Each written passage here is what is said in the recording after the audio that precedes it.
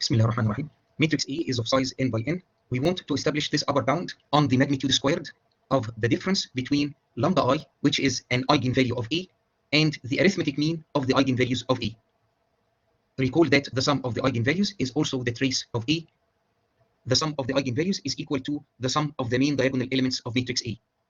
The upper bound depends on the size, on the trace, also on the sum of the magnitude squared of every element in A. This double sum here is the Frobenius norm of matrix A squared. For a general matrix B of size m by n, the Frobenius norm squared can also be written as the trace of B Hermitian B or the trace of BB Hermitian. If we have matrices B of size m by n, D of size n by m, the trace has the following property: trace of BD, and this is an m by m square matrix, is equal to the trace of DB, which is an n by n square matrix. The Frobenius norm of matrix B squared can be written as this double sum over all elements in the matrix, the trace of B Hermitian B or the trace of BB Hermitian. The Frobenius norm has a very important property. It is unitarily invariant. This means that if we take matrix B and multiply it from the left or from the right or from both sides by a unitary matrix, the Frobenius norm does not change. Suppose that Q1 and Q2 are unitary matrices. Q1 is of size m by m. Q1 is unitary. This means that Q1 Hermitian, Q1 is equal to Q1, Q1 Hermitian is equal to the identity matrix of size m by m. Q2 is of size n by n. It is also a unitary matrix. Q2 Hermitian, Q2 is equal to Q2, Q2 Hermitian is equal to identity of size n by n. Suppose that we compute the square of the Frobenius norm of matrix B after multiplying it from the left by Q1 and from the right by Q2. Using the trace representation of the Frobenius norm, the square of the Frobenius norm is equal to the trace. Here we write the matrix Q1, B, Q2, and then here we put the Hermitian of the matrix. This is Q2 Hermitian, B Hermitian, Q1 Hermitian. Q1 is unitary. This product here is identity of size m by m. This trace is equal to the trace of Q2 Hermitian, B Hermitian, B Q2. We have this property here which tells us that the trace of this product of two matrices is equal to the trace of this matrix times that matrix. Q2 is a unitary matrix. This is identity of size n by n. We end up with the trace of B Hermitian B, which is the square of the Frobenius norm of matrix B.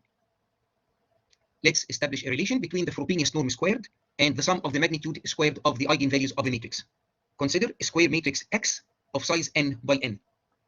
The Schur decomposition of matrix X is V T V Hermitian. V is a unitary matrix. V Hermitian V is equal to V V Hermitian is equal to identity of size n by n. In the middle, we have an upper triangular matrix. On the main diagonal of this upper triangular matrix, we have the eigenvalues of matrix X. This decomposition is true for any square matrix.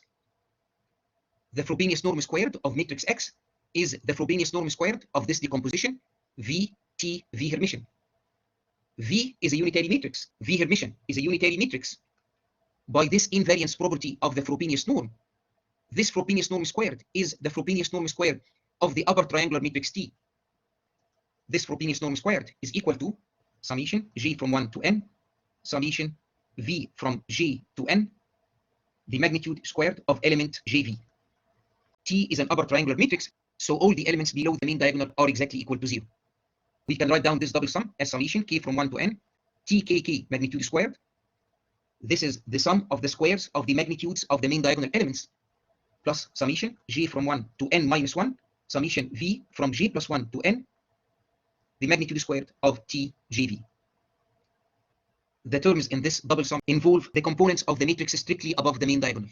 The Frobenius norm squared is equal to this sum plus this double sum, which of course is non-negative. This means that the Frobenius norm squared is greater than or equal to the sum of the magnitude squared of the main diagonal elements. On the main diagonal of matrix T, we have the eigenvalues of matrix X. We have obtained a nice inequality. The square of the Frobenius norm of a matrix is greater than or equal to the sum of the squares of the magnitudes of the eigenvalues of the matrix. Let's go back to our square matrix A of size n by n. Define matrix A tilde as A minus identity of size n by n multiplied by this scalar, which is the trace of A divided by n. Recall that the trace is the sum of the eigenvalues. This scalar here is the arithmetic mean of the eigenvalues of matrix A. Let's denote this factor by lambda bar. A tilde is equal to A minus the scalar lambda bar times identity. The eigenvalues of A tilde are the eigenvalues of A minus lambda bar. From each eigenvalue of A, we subtract lambda bar. We then get the eigenvalues of A tilde. What is the Frobenius norm squared of A tilde?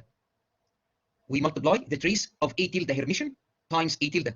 This is A Hermitian minus lambda bar conjugate times identity. The other bracket has A tilde, which is A minus lambda bar times identity. We get 4 terms when we multiply A Hermitian A. The trace of A Hermitian A is the square of the Frobenius norm of matrix A. We get minus lambda bar, the trace of A Hermitian, minus lambda bar conjugate, the trace of A. Finally, we have plus the magnitude squared of lambda bar, the trace of identity. If we take the Hermitian of matrix A, we transpose the matrix, and then we take the complex conjugate of each element. So when we take the Hermitian of a matrix, the main diagonal elements are complex conjugated. The trace of A Hermitian is the trace of A conjugate. This term here is minus the trace of A over n times the trace of A conjugate. This is equal to minus the magnitude squared of the trace of A divided by n. Lambda bar conjugate is the trace of A conjugate divided by n. So this term here is also minus the magnitude squared of the trace of A divided by n. The magnitude squared of lambda bar, this is the magnitude squared of the trace of A divided by n squared. The trace of identity of size n by n is equal to n. This term here is the magnitude squared of the trace of A divided by n. All in all, the square of the Frobenius norm of matrix A tilde is the square of the Frobenius norm of matrix A minus the magnitude squared of the trace of A divided by n. This is exactly the quantity that we see in our upper bound. Let's apply our lemma here. The Frobenius norm squared of matrix A tilde is greater than or equal to the sum of the squares of the magnitudes of the eigenvalues of matrix A tilde. Those eigenvalues are the eigenvalues of A after subtracting lambda bar, which is the arithmetic mean of the eigenvalues of A. This quantity here is the Frobenius norm squared of matrix A minus the magnitude squared of the trace of A divided by n. This is equal to the square of the Frobenius norm of matrix A tilde. We need to show that this is greater than or equal to n over n minus 1, the magnitude squared of lambda I, which is any eigenvalue of matrix A, minus the arithmetic mean of the eigenvalues. The result that we currently have is that this Frobenius norm squared is greater than or equal to the sum of the squares of the magnitudes. What about this factor? Consider m complex numbers, y1, y2 to yn. Let's sum those complex numbers. We can imagine that each complex number is multiplied by 1.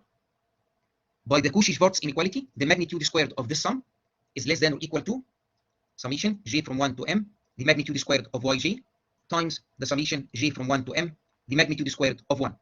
This sum is equal to m. The magnitude squared of the sum is upper bounded by the sum of the squares of the magnitudes multiplied by n, the number of terms in the sum. Consider n complex numbers. Without loss of generality, assume that x1 has the largest magnitude. Suppose that the sum of those n complex numbers is equal to 0. Let's apply our result here. The sum j from 2 to n. We leave out x1. The sum of xj, j from 2 to n, after taking the magnitude squared, is upper bounded by the number of terms in the sum, which is n minus 1, times the sum j from 2 to n, the magnitude squared of xj. We have this constraint, which implies that this summation here is minus x1. The magnitude squared of minus x1 is the magnitude of x1 squared. The magnitude squared of x1 is less than or equal to this sum times n minus 1. To both sides of this inequality, add n minus 1, the magnitude of x1 squared. On the right-hand side, now we have the sum with n terms multiplied by n minus 1. On the left-hand side, we have n times the magnitude squared of x1. The magnitude squared of x1 is less than or equal to n minus 1 over n times the sum of the squares of the magnitudes. Because of this assumption that x1 is the guy with the largest magnitude, then for every I in the set from 1 to n, the magnitude squared of xi is upper bounded by this quantity here. Can we apply this result in our case? Yes. Those numbers, lambda 1 of a minus lambda bar, lambda 2 of a minus lambda bar, and so on, if we sum them, we get the sum of the eigenvalues, which is the trace of a. And then we have this constant multiplied by n. This constant is the trace of a over n. So this difference here is exactly equal to 0. Those are generally complex numbers. It is guaranteed that their sum is equal to 0. It is valid to apply our result here. This summation is greater than or equal to n over n minus 1, the magnitude squared of lambda I of A minus lambda bar for every I in the set from 1 to n. We have established this upper bound on the square of the distance between an eigenvalue of matrix A and the arithmetic mean of the eigenvalues of matrix A.